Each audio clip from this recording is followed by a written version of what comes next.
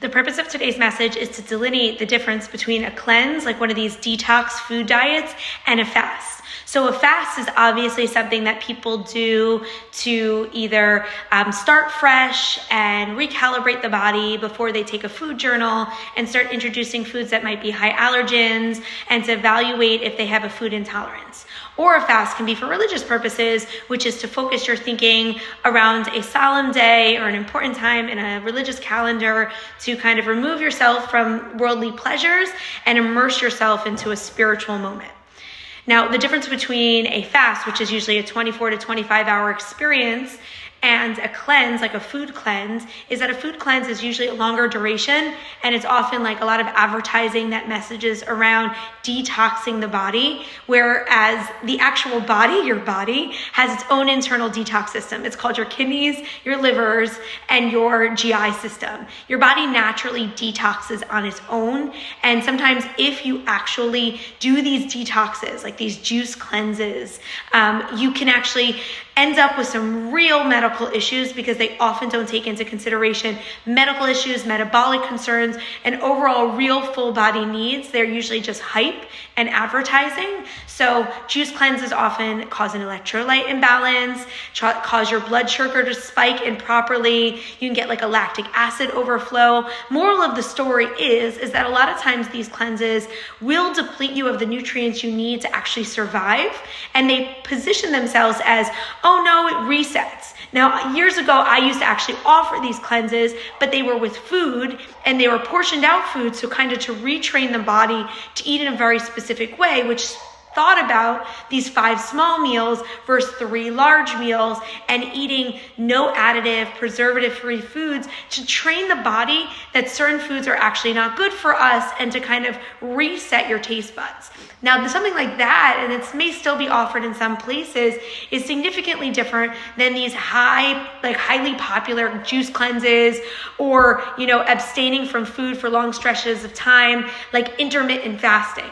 Now, there are some medical conditions that actually benefit from intermittent fasting, but instead of me telling you what they are, I actually advise you to work one-on-one with a nutritionist, which most insurances cover, especially if there is a physical medical concern, or to actually work with your actual medical provider to understand whether intermittent fasting or some other nutritional practice is right for you.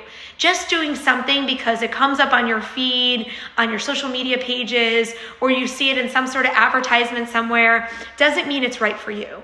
And something to think about around these juice cleanses or these fasts or intermittent fasting is, if you are doing like this, yo-yos, whether it's yo-yo dieting or fasting and cleansing, it actually confuses your entire GI system and your metabolic response, where it fights and releases. And sometimes you go into starvation mode where the body holds on to calories and it's you don't see the results you're looking for. So you push back even further, you abstain from more food, and then the body loses weight rapidly. And then when you introduce any sort of caloric intake different than that low calorie intake, then your body revolts and it rewires your whole metabolic response. And then it's even harder to get back on the train again, the healthy eating train that is.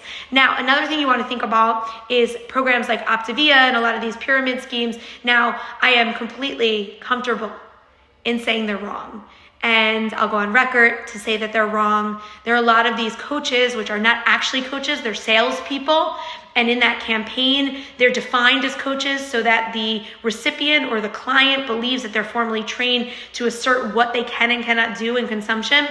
They're actually salespeople. And rarely will you find an Optavia coach or a Medifast or Jenny Craig coach that actually has licensing to understand physically what's going on in the body. And their point is to make money.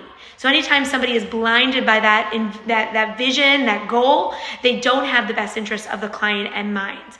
And it's an incredibly low caloric intake. Now again, if your doctor says you need to do something very extreme to jumpstart your weight loss, if you're in a highly obese category and you're at risk for heart disease and other physical illnesses, then maybe a program like that would be something that they would recommend. But it is such a profound deficit that it can be such a shock to the system.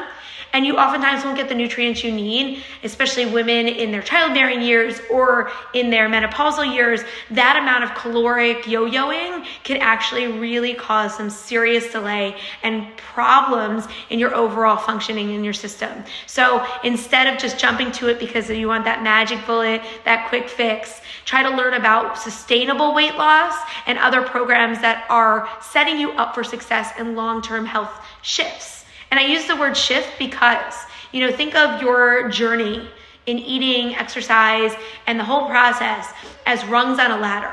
And if you ran up a ladder, no one could ever do it because you need to stabilize, you need to take it rung by rung, but ultimately you get to the top. And slow and steady does win the race if you are trying to climb up that ladder quickly, because you really have to think about the process, rung by rung. You can't run up a ladder. And life and food eating food and overall the methods are like climbing up that ladder. So again, fasting, if it's for religious purposes, let's think about what you need to be able to have a healthy fast, which we'll talk about momentarily and how we'll close. But the fasts and the cleanses and the detoxes that are advertised as a quick fix will most likely deplete your body, diminish what you really need, and will say things that your body naturally does. So educated consumer is the best practice. Learn, ask questions, delve into the inner workings of the process. If it doesn't feel right instinctually, if you get a gut feeling that this might not be good, trust your gut, literally and figuratively, because it probably is not. Now, in terms of religious fast or a one-day fast to reset in concert with like an allergist or a GI doc who's trying to understand like how certain foods impact your life, and sometimes we have to reset and then slowly introduce the foods 48 hours at a time. The best method before an actual full fast, whether you're just not eating or just not drinking or both, is to really fill up your body to envision like you're about to go on a marathon. So complex carbs, that it turns your body into kind of like a furnace where it's slow release of burning that. So we're talking brown rice, sweet potatoes, a lot of these squashes, quinoa, any of the other grains, and there's so many, farro, freekeh, millet. The list is endless. Steel cut oats. I'm happy to supply them if you have questions, but complex carbs and high protein. An incredible amount of hydration in advance. And I'm not talking your electrolyte drinks that are filled with sugar. You could buy Smartwater and get the same amount of electrolytes without the sugar, where your body's going to crash when you need it energized the most. And you want to do it a full 24 hours in advance of that 24-hour, 25-hour fast, so that you can adequately prepare the body. Because if you eat it really fast right before the fast or drink too much before the fast, you'll expend it quicker. Whereas if it's stored up like a storehouse, you'll burn it slowly and efficiently. And we do need that, especially if you have, blood sugar issues or low blood pressure or have a history of struggle during fast. I do believe, unless they're, not including the people who have legitimate medical concerns, but I do believe the mainstream person who is primarily healthy can do a fast easily and smooth with the right preparation. So think about it, understand the differences between certain kinds of fasts, cleansing, and detoxes, and I'm here for you for any questions. Thanks for listening.